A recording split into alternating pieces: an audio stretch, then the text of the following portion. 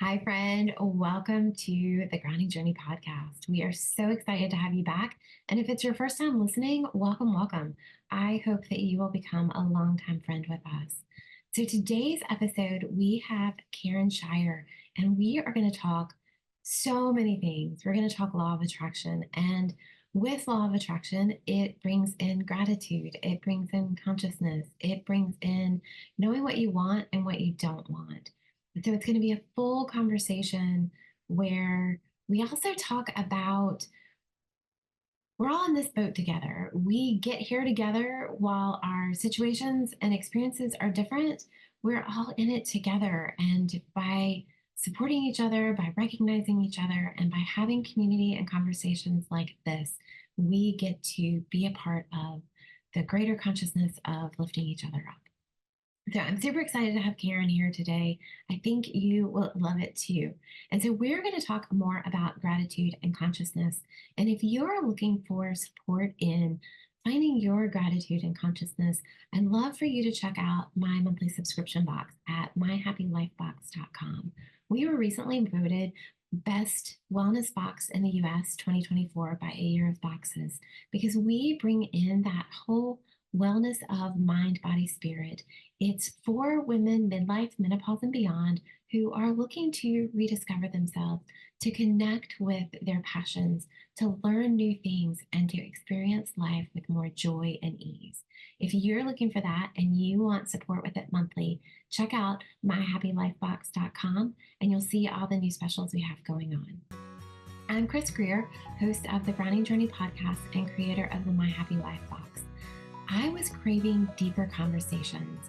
I was looking for connections with women that allowed us to have those authentic conversations where we talk about our challenges, questions, triumphs, and all the things we experience. So those are the kind of conversations you're going to hear. I'm so excited you're here. And let's talk about Karen. She's passionate about supporting women and moving from feeling stuck and stressed and unhappy to feeling free, empowered, and ready to co-create a marvelous life. You can see why we align so well with what I want to do with women and support and what Karen's doing. So I'm so excited you're here. Let's get started. Oh, thank you so much. Thanks for having me, Chris. I appreciate it. Yeah, well, I'm so excited to really dig into law of attraction and the desire factor and all those things that you talk about, especially inner critic. So now that I've given your formal introduction, I've given a little preview of what the conversation is. I would love for you and your words to introduce who you are. Who do you want your family and friends to know you as? That's a great question. It always stumps Um, you.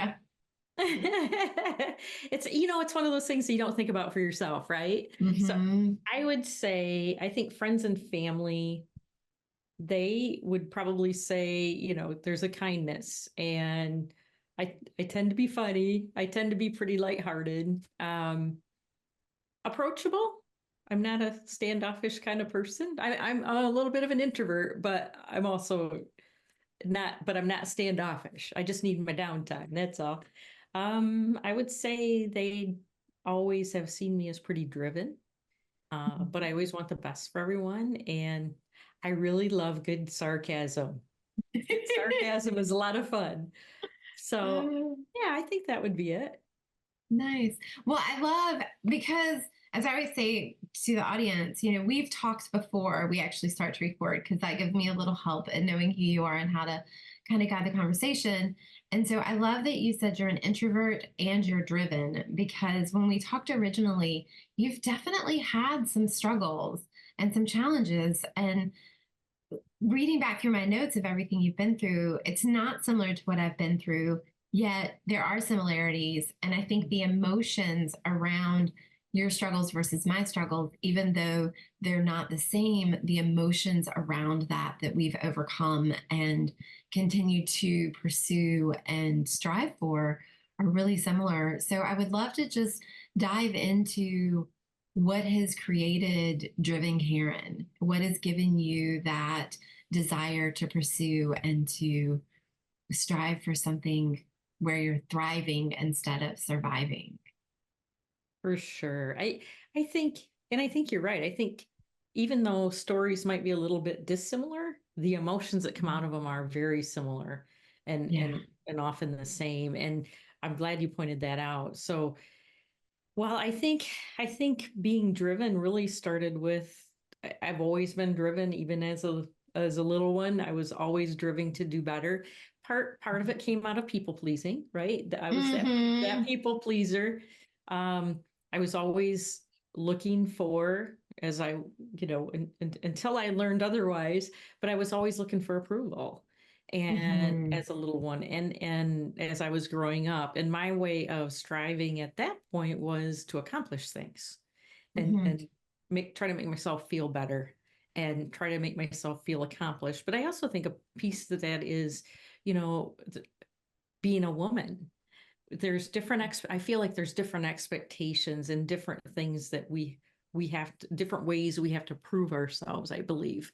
And a lot of it just comes out of our socialization, our upbringing, the imprints I had from my parents, from my grandparents, from the people close to me, teachers, whomever it was, and society and expectations.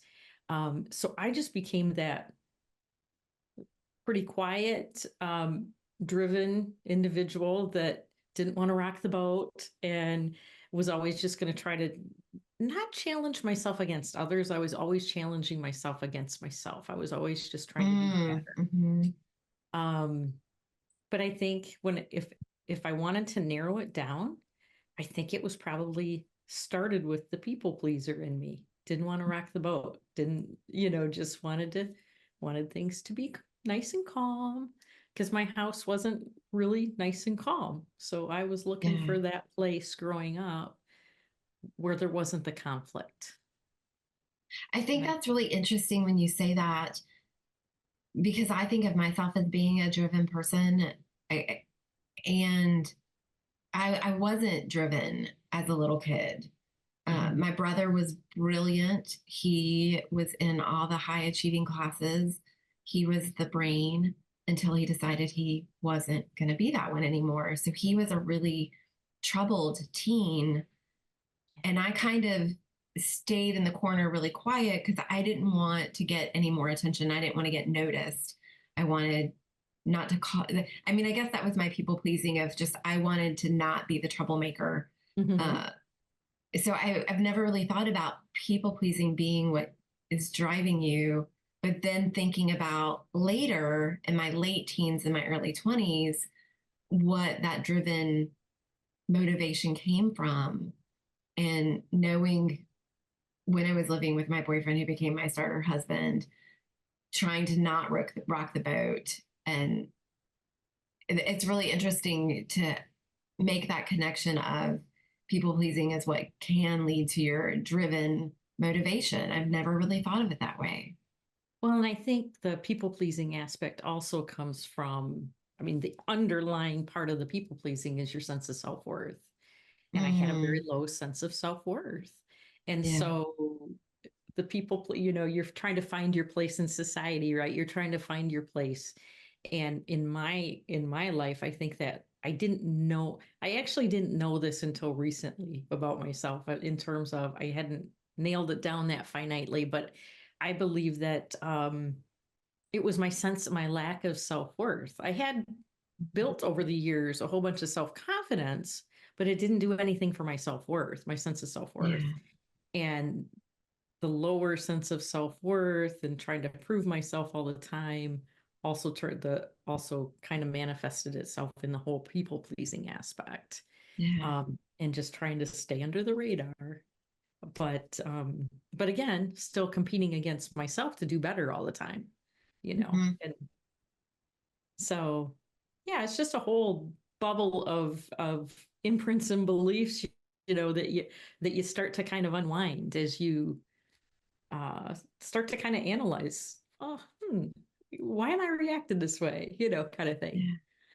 Well, I think that's so interesting. Back to the very first part I said of our experiences weren't the same, but the emotions were, because I wasn't trying to people please, but I was trying to not be seen, not be heard, to stay out of the way. Mm-hmm. And that To be led a good little to, girl, maybe. Well, no, just more to like not like I chose not to be seen because I Mhm. didn't want to cause any more trouble. Like, I don't think that I was Right. actually consciously trying to be the good kid.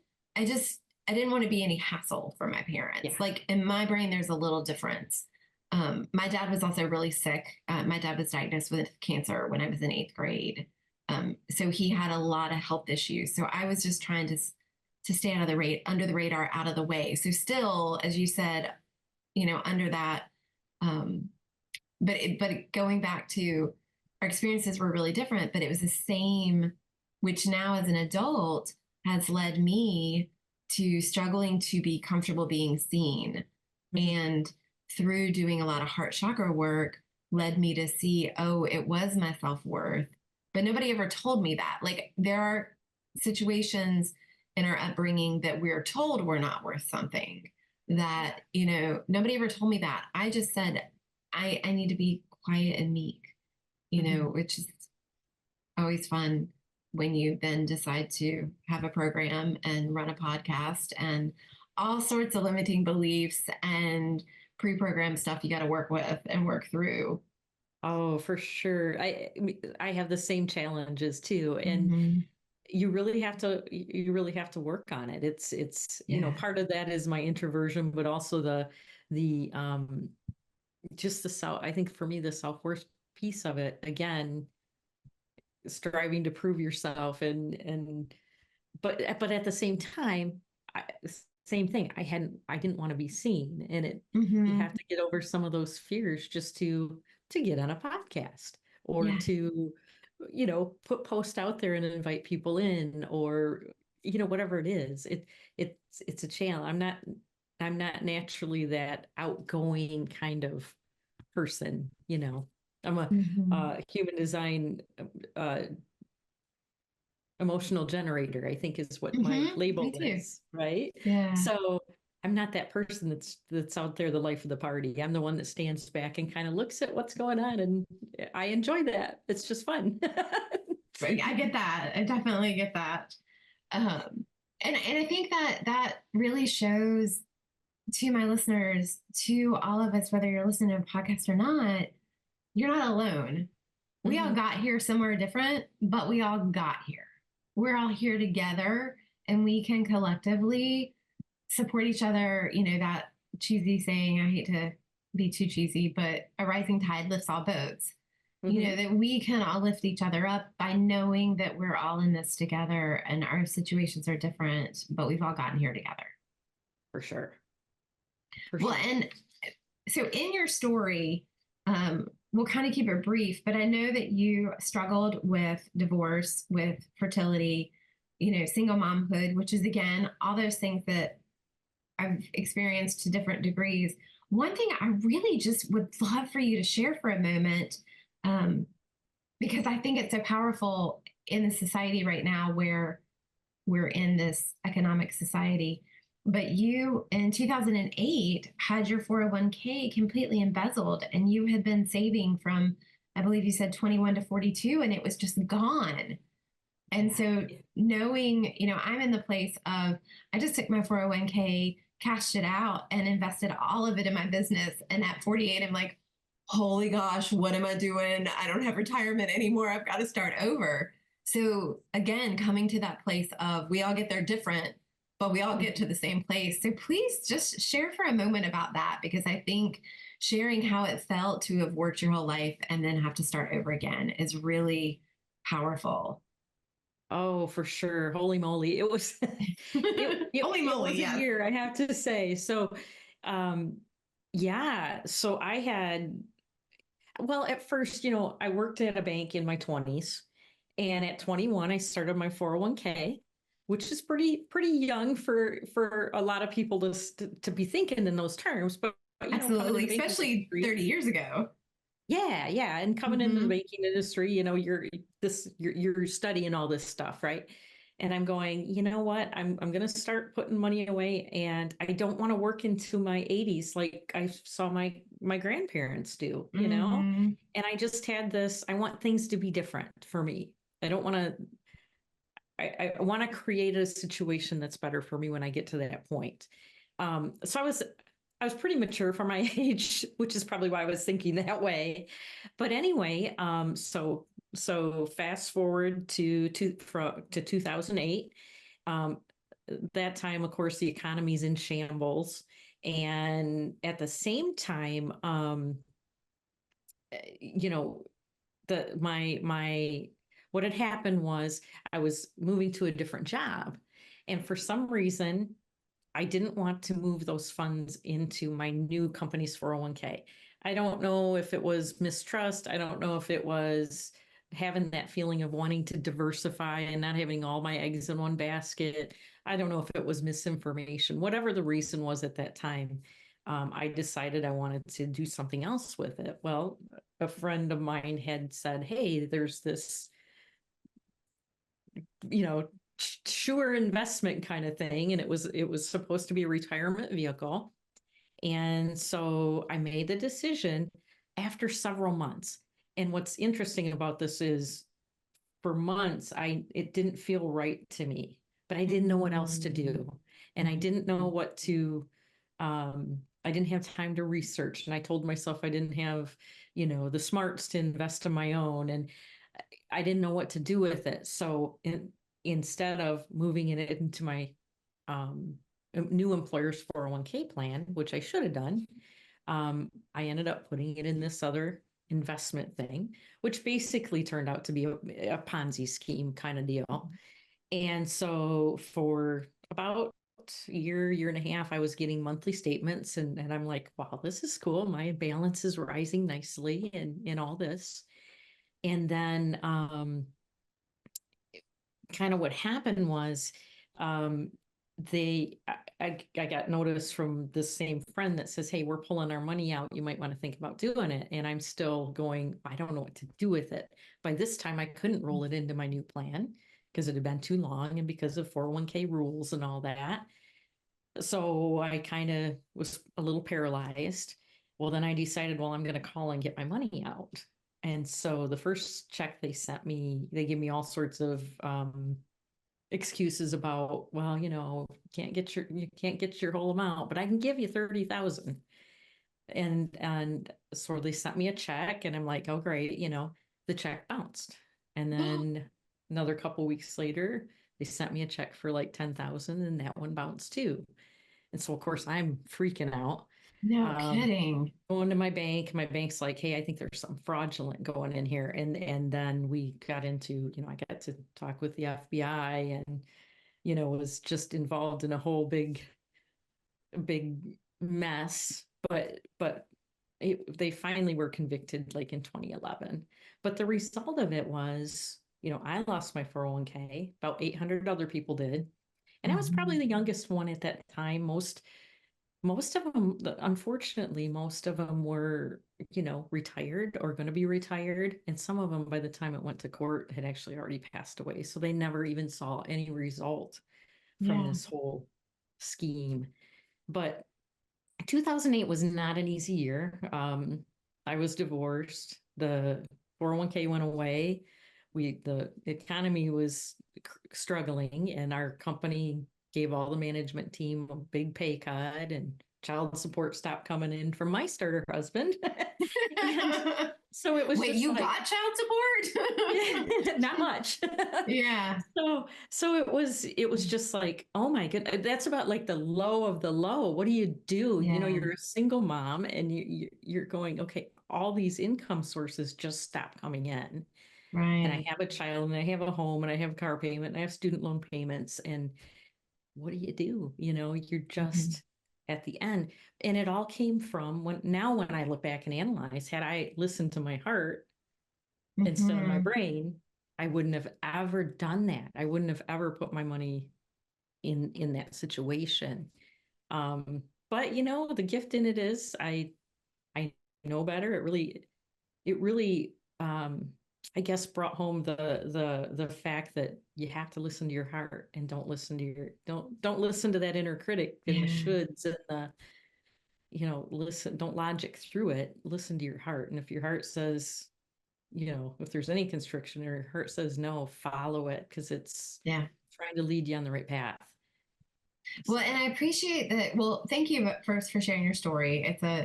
You went a little more in detail. So at one point I did gasp um, because it just sounded horrific. Uh, and my story was 2010, 2011, but it was about that same time. Mine was Yeah. starting in '08. So I feel you. Um, talking about listening to your heart, I think that's so important. And I've gotten to where recently, um, you said you kept struggling about it. You felt that way for months. And I've had some situations over the last year and a half ish where I make a decision and then I keep humming and hawing about it. Does that feel right? I don't know. What do we do? Um, and then I've started to notice that if I keep having that feeling, I make the other decision and I start acting on the other decision. And it's amazing how fast that humming and hawing goes away. And how many Yes. times I've used that. I mean, just recently we rescued 8 stray kittens and we rescued 2 before that. So I'm telling you a story of 10 stray kittens. And one of them, I kept humming and hawing over taking her up for adoption. And finally, I was like, okay, we're just keeping her. And I said to my husband, 1 out of 10 is really not bad to keep. And he laughed. And, the next day, I didn't, I didn't debate the decision anymore. Hmm. And that's what's good about listening to your heart. Because when you make the other decision, when you make decision B and you start moving towards that, you can always go back to decision A. I mean, in your case, you couldn't because of how long it had been. But that's the really listening to your heart and knowing that you've got that ability. And the more you do that, I started doing it last summer over a couple situations. And now when I do it like with the kitten, I knew this is the feeling, this is the sensation in my body when I'm not doing what my heart, my soul wants. So Yes. I've practiced it enough times that now I immediately am like, oh, there's that feeling. Okay, I've got to pick decision B. Hmm. And then that feeling goes away and I'm like, oh, okay, good. We can just stop thinking about it. And so Sure. listening to that. Yeah, it's for me, it's just this constriction. It might come through as a constriction or just a feeling of resistance, or Mm, some people get the downloads from their heart as kind of a just an inner knowing, an intuition. You mhm, just know it's right, or it makes you feel really good when you think about it. Then you know it's mhm. coming from your heart. But if there's any resistance, constriction, or you keep um mulling it over in your head, right? Yeah. That's when it's probably coming from your inner critic and it's probably not the right path to take. Um, Yes. and there's just so, when you can really get in tune with your body and really feel the feels and Mhm. listen to what's going on. And your little inner critic just jumps in and is like, yeah, but, yeah, but, yeah, but if it doesn't feel good, then it's not the path that's probably right for you in that moment. Yeah, and I appreciate you saying that it feels like resistance, what it feels like, because everybody's going to feel it different. For me, Hmm. it feels like this hollowing out, like it's this space expansion within me that doesn't feel good. So it's not like the Yes. expansion of my heart that's going outward. It's like this void going outward. So I just share that difference too, because I want people, listeners to realize we all feel it different, just like we all get here different. It's a Hmm. matter of beginning to listen to your body, however it talks, your heart, your mind. I used to be clairvoyant because I was open to that. And as I've gotten older, there's gotten to be more noise in my head. So now it speaks to me through my body, through my Hmm. nervous system. Um, so it's just learning how you're talking to yourself, For not sure. the inner critic mind talking to yourself, but how you're receiving your own soul's messages. Yes. And, some will get the no's, and always remember, a little no is a no is still a no. Mm-hmm. Even if it's not barking loudly at you, it's still a no. But Yeah. people will even experience it as a physical pain. Maybe their back hurts, or Mm-hmm. joints start to hurt or something like that. So it's really interesting how we all receive those messages, but receive them in a different way. Yes, absolutely. Well, we've kind of just touched on inner critic, and I know that's kind of your specialty with law of attraction. I am a law of attraction junkie. I just Hmm. really kind of got introduced to it in the last year, and it's been really neat to build that awareness and be like, oh, totally brought that on. And sometimes it's good. You're like, woohoo, I did that. And other times you're like, oh, I did How did I that. do I knew that? better. Yeah, for sure. Yeah, so let's jump into we'll jump into law of attraction for a second or two, a Sure. moment to kind of discuss and explain that, and then go into how you use law of attraction in soothing your inner critic. So, do you want to start with explaining law of attraction? Because I love it, but I don't know how to always explain it. And with you being a law of attraction coach, that may be a little more your genre to explain. Oh yeah, sure, sure. Well, it's fun when you start playing with universal laws because law of attraction isn't the only one. There's many, Yes. but the law of attraction is typically the most well known, I would say. And so I guess the easy way to describe it is whatever we give out in the form of an energetic vibration is going to come back to us.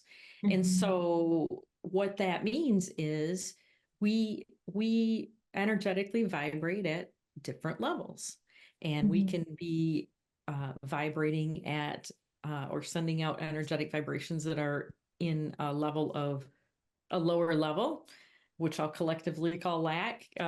You could be angry or frustration or bored or any number of not so good feeling emotions. And if you're emotionally vibrating in that kind of a state, that's the kind of energy that you're giving out to the world. That's what you're projecting Hmm. out.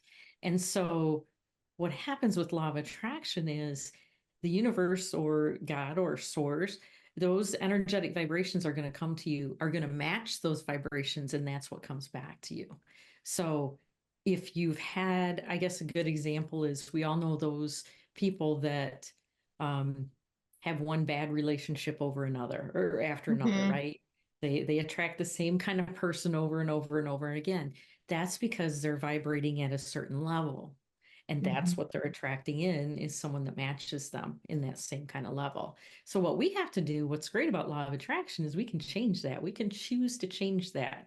And um, law of attraction is, I guess the th- there's really three basic steps, and you can go as deep as you want, but there's really three basic steps to start to learn how to consciously attract what you want in your life and utilize law of attraction to your best, right? And the first thing is just remember our physics class in high school. Everything's energy, everything's vibrating either at a high or a low frequency, or a high or a low, um I forget the term, but but basically, if we're, like I said a minute ago, if we are vibrating at a low frequency, we're going to bring in lower frequency things. But if we're vibrating at a higher frequency and we're feeling joy and passion, and we all know what it feels like when we feel really good.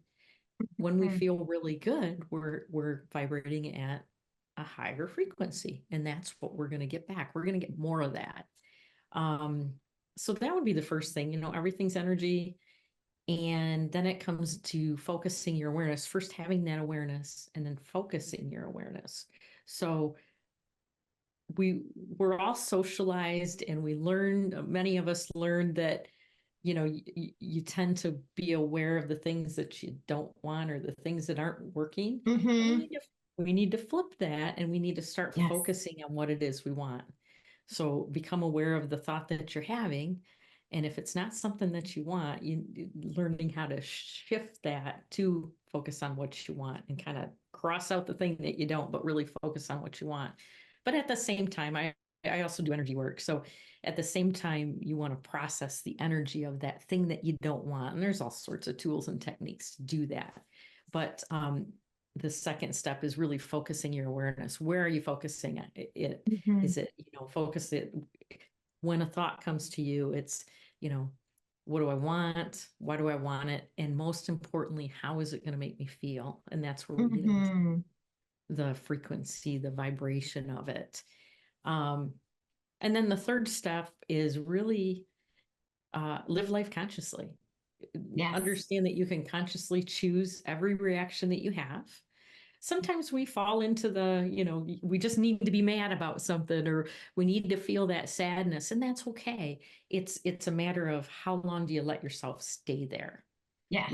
Do you wallow in it for weeks, or do you notice it, take some steps to kind of bring yourself out of it, and then start consciously vibrating it and consciously focusing and going after what you want? That's really the basics of law of attraction. How everything's energy. How do you focus your awareness and consciously choose, take inspired action based on what it is you want, not what you don't want? Hmm. Because when we focus on what we don't want, we're going to get more of it. So, Well, and I love, there's 2 points I want to revisit while you're talking about that. Just for example, to kind of, for people who are like, I'm still mulling this over.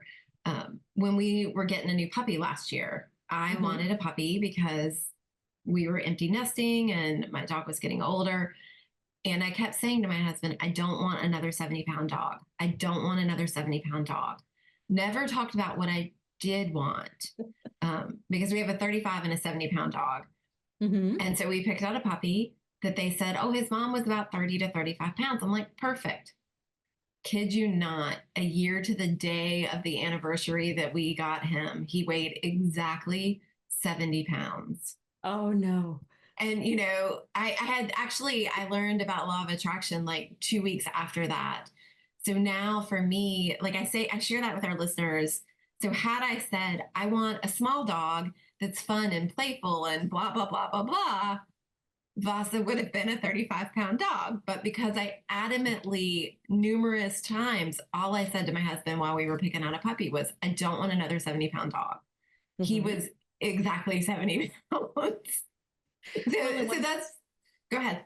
I was just going to say, what people don't understand is your brain. I mean, we can go into a whole discussion on the neural pathways and all that stuff in your brain. Your brain doesn't hear. The brain does not recognize words like don't and no. So what it heard Mm-hmm. was, I want a 70-pound dog. It didn't hear I Yeah. don't want, because it doesn't recognize don't. It doesn't recognize certain words in our vocabulary. It heard, I want a 70-pound dog. So it Yes. said, hey, Chris, here's your 70-pound dog. And he is a I'm giving you what you beast. want. Yeah. Well, and that also leads into the consciousness. So Mhm. since I've learned that, if I hear my husband say, I don't want, I'm like, we're not talking about what we don't want. We're talking about what we do want. And For so just sure. breaking that down a little bit more for our listeners, but then also bringing in that conscious choice thing, the Yes. being aware of what you do want Mhm. so that you can focus on that. So instead of thinking, I don't want to be broke anymore, or I don't want to work this job anymore, thinking, I want to feel prosperous, or I want to really enjoy my job that I work at. Those are the Mhm. mindset shifts that take a little bit of time to really do. But when we become conscious of what we're saying, then it becomes easier. And I want to say that because it does take time to do it, we're also human. Mhm. We are here in this human skin, having this human experience because we're not going to get it right all the time. And we are going to manifest a 70-pound dog because we have to learn what that looks like and become more conscious of it. So, as horrible as it was for you to have lost your 401k, you also really learned how to Mhm. listen to your heart. And now you're teaching other women how to do that, which really was your dharma. So, horrible instance, but it got you where you're supposed to go. I had to get a 70-pound dog that I'm now going to have for the next 15 years. I mean, he's a sweetie. I love him, but I'm only 125 pounds. So trying to walk a 70-pound 1 year old does not work out well. So we have these experiences in our human existence to remind us, to teach us, to further us along our journey. Mhm. And that's really important to see those moments. That's another part of being conscious is you could very easily have never come out of the fact that you lost all that money. Hmm. But now you're happily married, you're building your own business, you're in a fantastic house and upgrading again. And you've done all these things because you became conscious. And so when we become conscious of our reactions and our thoughts, as you said, we're able then to create that life. For sure, for sure. And what's interesting too is just another little tidbit with law of attraction to take us back there for a second is it's not only just what do I want, but it's really getting into that feeling space of why do I want that? Because Mm-hmm. once you engage those emotions and get your vibration, that helps get your vibration higher. Whatever it is that you want is going to happen more quickly. So Yes. when you put the emotion behind it, and really, one of the things I like to do, and a lot of people love journaling, and there's a lot of people that don't.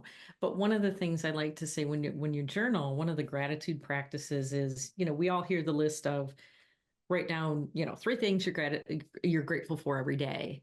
Mm-hmm. Um, but to take that a step further, and what I found very, very powerful in my practice and what I do personally is I not only write down the three things every day that I'm grateful for, but under each one list three or four or five reasons why am I grateful for Mm-hmm. that thing? Because that Mm-hmm. really gets you into the feeling space. And the feeling space is where you want to be because it raises your energetic vibration. And then that's what source, universe is going to bring back to you. That's what's going to be returned to you. I love that. I'm a big gratitude list person. In our monthly Me too. subscription box, every couple of months you get a gratitude journal because you should be filling it up. Yes, you um, should, for and sure. I do mine when I'm out walking my dogs, and I don't think I've consciously added the emotion to it, but I have added the emotion to it, and can say that from when I used to just write my three gratitudes on my list Hmm. when I was sitting at my morning practice.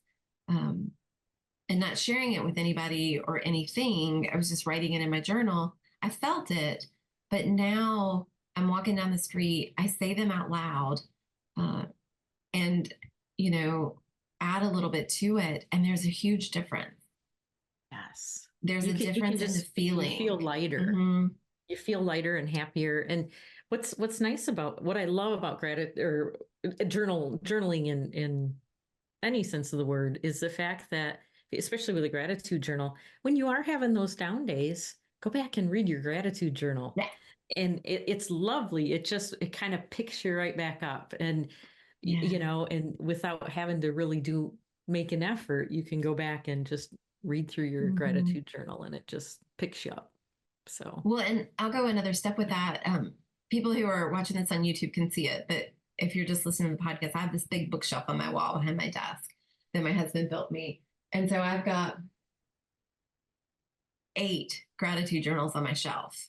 And I don't even read them anymore. mhm. When I walk in my office, that's the first thing I see is the shelf with all my gratitude journals.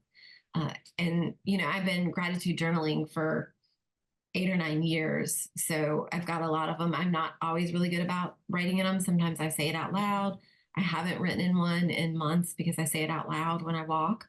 Uh, but even just having them in my office space with me, seeing Mhm. them reminds me of how much gratitude I have, that I have 8 journals full of 3 lines each. And I have Kevin's gratitude journal from when he was a kid, because that used to be our bedtime thing is I had a purple one, he had a red one, and we both wrote 3 things every day that we were grateful for.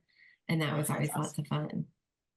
That's So I awesome. want to, did you want to I say was just something? going to say that even just having those there, they're just so infused with energy that Mm-hmm. it's still your heart space there. So that's Yeah. awesome. It's all the vibration that you were mentioning about being Hmm. in a higher vibe state. And, as I share that, yes, there are days that I don't have any gratitude. There are days that my dog makes me nuts while we're walking. And my gratitude is, I'm so grateful you get to drive me nuts. There's a little sarcasm in those. um, so I don't want to sound like I do it perfect. I just want to say that it is a big part of my motivation, and a part, once you start doing it and you become conscious of it, it becomes such a part of your essence and who you are. Yeah. Yeah, it just kind of becomes natural. Once you learn law of attraction and how it works, you can't unlearn it. And so when Hmm. those negative feelings or those lower level feelings come up, I don't like to say negative feelings, but when those lower Yes. level feelings come up, um, you can more quickly shift to a better feeling thought because you're aware of it, and you go through that mental, ooh, I don't want to feel that, how do I get myself out of it, and then you work Hmm. to get yourself out of it. And I think one of the big points I want to make, and I believe I've heard you mention before, um, is just the awareness of what you're feeling is never wrong. It's just information for your body. So often Mm. we go into self-judgment, right? Yes. Oh, I'm feeling so angry. I shouldn't feel this way. It's bad to feel this way. It's not. It's just your body saying, hey, you're vibrating at a lower level. Here's an information for you to be able to do something different, or just to build that awareness. But we often go, the old adage of little boys shouldn't cry, and little Hmm. girls shouldn't do whatever. It's We were socialized to think that certain ways of being, certain feelings, certain emotions were bad or wrong, and they're just not. It's just Hmm. information for our bodies. So we just need to let ourselves off the hook. And Yeah. oh, I'm really angry. Okay, I got it. Now I need to shift it, right? Right. And So sometimes you may be hormonal and you just get to yeah, feel it and not beat up on yourself and just be like, absolutely. huh, I'm going to feel better tomorrow. I love one of the things Exactly. Esther Hicks says, if you start to spiral, as she says, you're falling out of a plane. If you start to Mhm. fall out of the plane and you can't stop yourself, go take a nap. Just start Yes. over. And I use that Yes. excuse a lot to take an afternoon nap. I need to use it more. Uh-huh. It's my Ah, excuse. Esther said I'm falling out of a plane, and if you want me to be nice to you the rest of the day, honey, I need to go take a nap right now. I need my space right now. Uh-huh. Aw. Absolutely.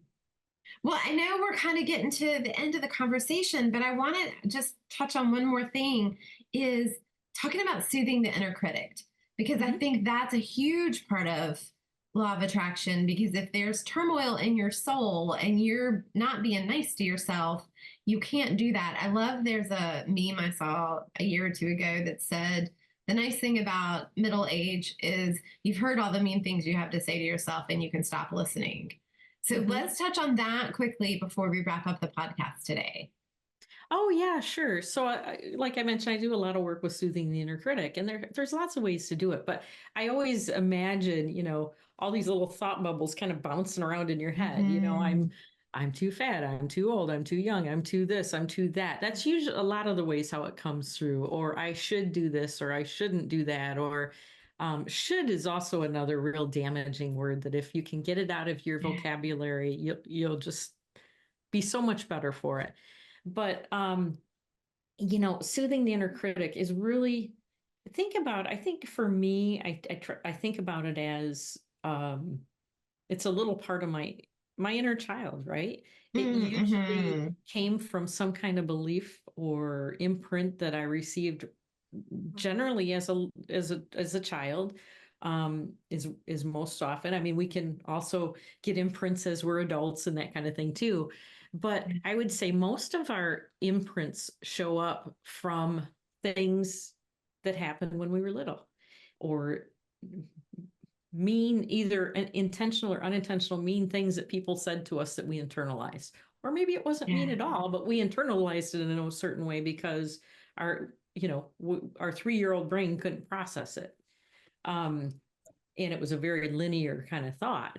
And so basically just think about when you get those thoughts, those disempowering thoughts, it's a moment to just go, huh, first of all, that's not true. Is that, you can Mm-hmm. ask yourself, is that true for me now? No.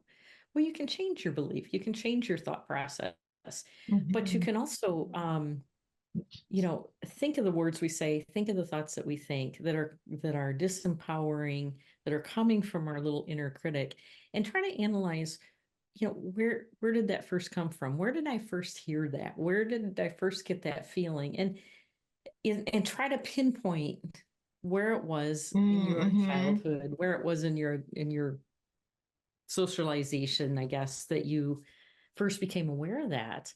Um, and then it's working to change those thoughts, shift those thoughts, and come up with a new belief. And you can start believing a new belief, right? And if it's not true for you now, then you can change how you think. You can choose to think in a different way.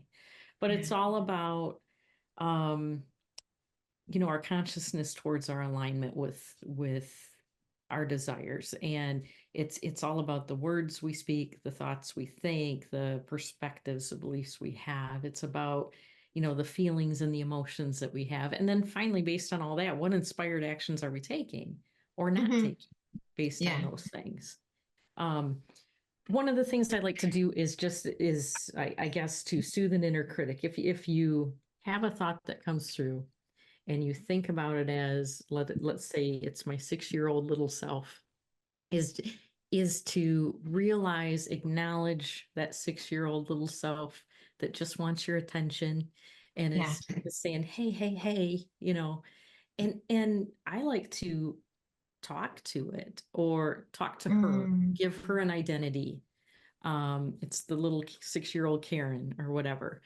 Get Yeah. down on her level and just have a conversation. And it probably sounds a little wonky, but really it's about soothing that part of you and letting that part of you know, hey, you're safe. I've got you. Look, this is how our future is going to look. We're all Mm. well, and just having that conversation or writing it out in a journal, like you're talking Mm-hmm. to your younger self, to Yeah. that hurt part of you. It's just a hurt part of you that's trying to get acknowledgement and whatnot. It just Mm. needs to know it's safe. And once you do that, it kind of simmers down, and it'll Yeah. it'll it'll start to calm down, and you'll start to not hear those thoughts as much. And some thoughts are going to take a little more work than others. Um, They you know, do. there's also, you can give an identity.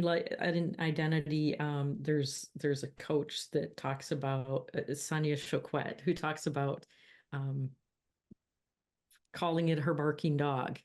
Mhm. And I love her. I never knew how don't to you love pronounce her her? last name, but I love her stuff. Yes, her barking dog. Yes. Yep. Yes. And it's like, oh, hey, Charlie, like, nope, nope, you go Yeah. lay down. I've got this. Yeah. And it's all about just soothing that little inner critic, changing our beliefs and choosing to consciously think and speak and talk in a manner that's consistent with who we are now Yeah. after all of our life experiences. When I think another point, bringing it back to the conversation of gratitude, I know for me, when I was working with my inner critic so actively, there were definitely limiting beliefs that served me then Hmm. that no longer serve me now. So being Right. able to offer those experiences and those beliefs gratitude instead Hmm. of shaming them for feeling them or for having had them, especially, that work that I'm talking about wasn't necessarily with my inner child. It was just kind of looking back through experiences. Hmm. Um, but being grateful, thank you for having protected me. Thank you for having Yes. provided for me then. I'm good now. I don't need that limiting belief anymore. And I can't think of an example right off the top of my head, but I know that was a very powerful part of it. Because I think when we bring gratitude into the conversation, whatever it is, Mhm. gratitude immediately shifts the vibration. As For I sure. mentioned, the days that my dog is driving me crazy out on our walk because she's sniffing everything and blah, blah, blah, blah, blah. When I shift it to, I'm grateful to have you here, that you get to make me crazy, it Hmm. immediately shifts me. I laugh at her and we enjoy the rest of our walk. So it's any chance that you can bring that gratitude in so that those times that emotion does come back up or that inner critic starts talking again, you bring it back to gratitude. It's going to soothe it. It's kind of like brushing against your hair instead of brushing the wrong way, but brushing the right way. It's going to soothe it down.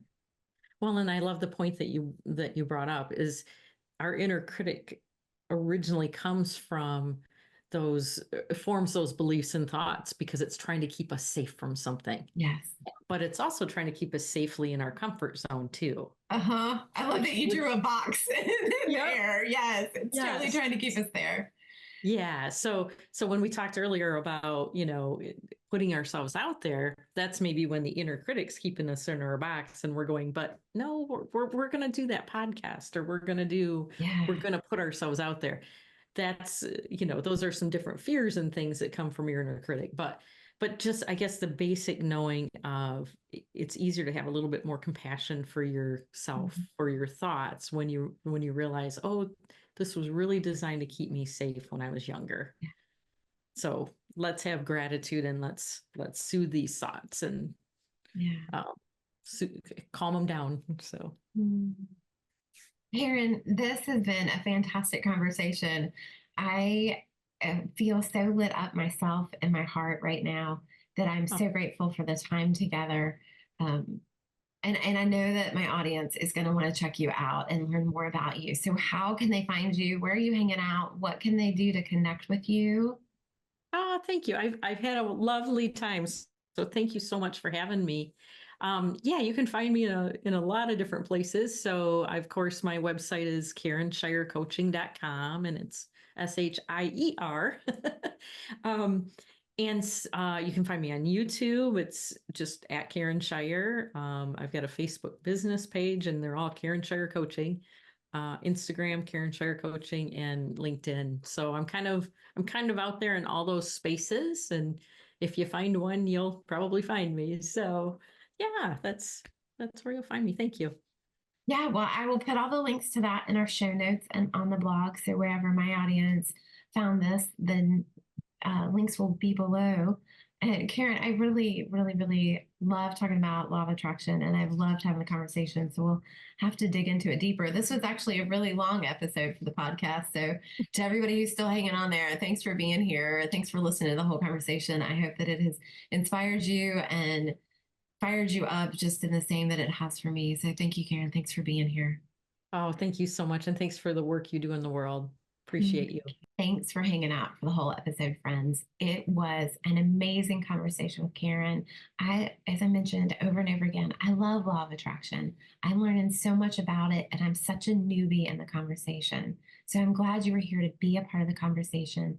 And I hope that you'll stay connected so that you can continue to be a part of the conversation by liking us and subscribing to the podcast or YouTube, wherever you listen. And if you're on a platform that allows you, like Apple, to leave a review, I would greatly appreciate that, because every time you follow an episode, you like an episode, you comment, or you leave a review, it helps the algorithms get us out there more so that more like souls can be a part of the conversation and a part of our collective. Thanks for being a part of my journey, friend. It is an honor to be a part of yours.